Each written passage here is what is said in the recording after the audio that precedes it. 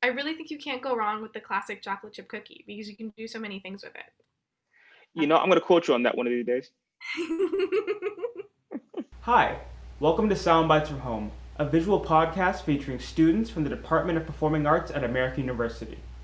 I'm your host, Andrew Brown, and today's guest is going to be Sylvie Wickwire, a junior at American studying voice and marketing.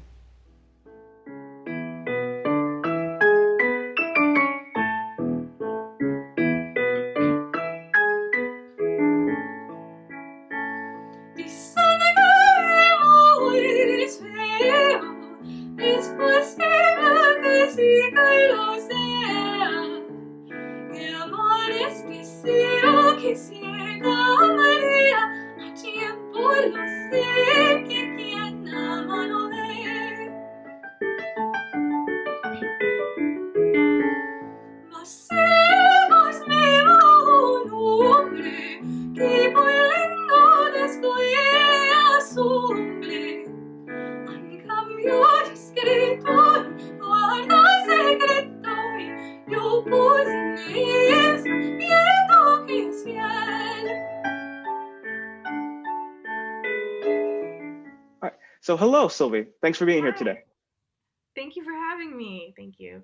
Of course, of course. So, I wanted to ask you because you sent me a few clips of you singing. How did you get started in your career for voice? So I got started in voice when I was a little kid, like really young, because my grandfather was a singer. He grew up singing, and he would sing around the house, and he was really a big fan of classical music, and he would play it all the time when I visited my grandparents. And one day I just decided I wanted to sing, so I went up to him, and I was like, "Can I sing? Can I join a choir?" And he immediately enrolled me, and I did choir for years in Boston, where I'm from, and I've just been singing ever since. And did you have a favorite composer that you and your grandpa would listen to?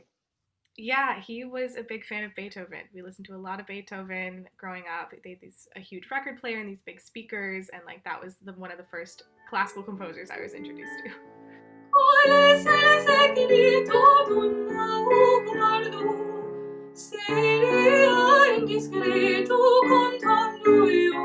No poco trabajo costará saber secretos tan bajo una mujer natural es. Es un bajo es. So, little Sylvie is doing her lessons at, say, 3 or 4 years old, doing choir stuff. And then now you're at American University. Tell me why you decided on AU. So when I was in high school, I did like district choirs and things where you would go and audition and do things like within the state, like choirs within the state. You have to pass auditions. And one year, I believe my junior year of high school, Daniel Abraham, who is the current chair of the Performing Arts Department at AU, came and taught the district choir I was in for Massachusetts, my sort of area. I'm not sure what it's called now. District. There we go. And I just loved the way he conducted. Like I was fascinated by the pieces he chose, and I really like connected with the way he taught a choir. And he said, "I work at American University. Like keep that in your heads." And I was a junior in high school at the time, and I was never trained like well enough like classically in high school to like do like a conservatory track or like get into like some of the like quote unquote fancier schools. But I'm honestly like incredibly happy where I am, and like I would have never known about our program unless I'd experienced that with Professor Abraham at that festival that I did. So that was a really lucky chance happening.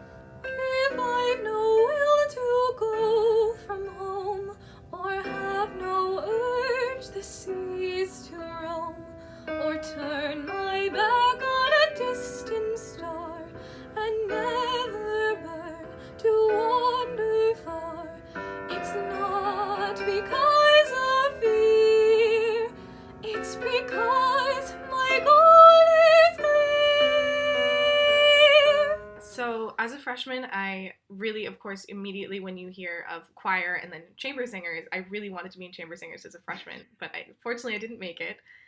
And I did my sophomore year, but I think freshman year was definitely a big learning curve for me. I've been working with the wonderful Professor Allison for 2 years now as my voice teacher, and I'm currently not taking lessons due to the pandemic, but she's a wonderful professor, and she really sort of set me on track of things I didn't quite know in high school, or like I was never truly classically trained. I was in a lot of classical environments, but I really started training when I got into college, and being in AU chorus for a year was really like interesting too. And Dr.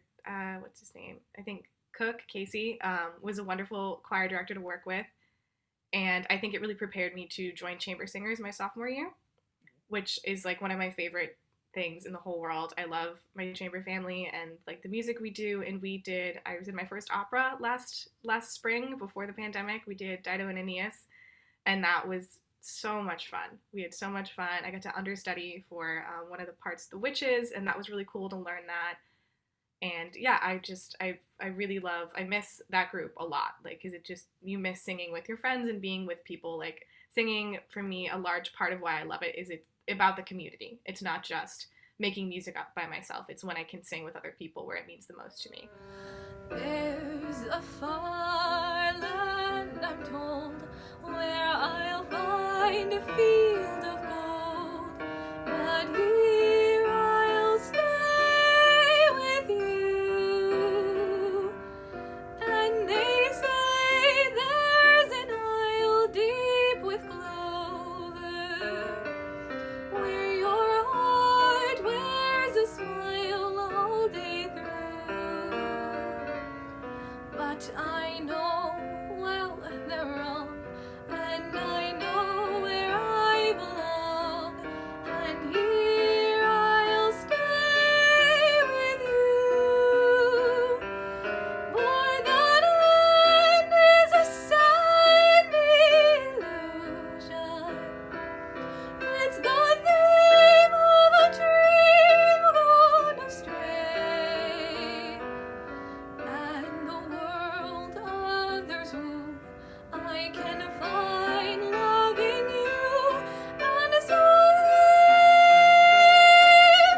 I'll stay. But yeah, this has been great, and I really appreciate you taking the time to do this. Of course. Thank you so much. It was really nice to meet you. Of course, I hope to see you next semester. Yes, you too. Take Bye. care, Silver.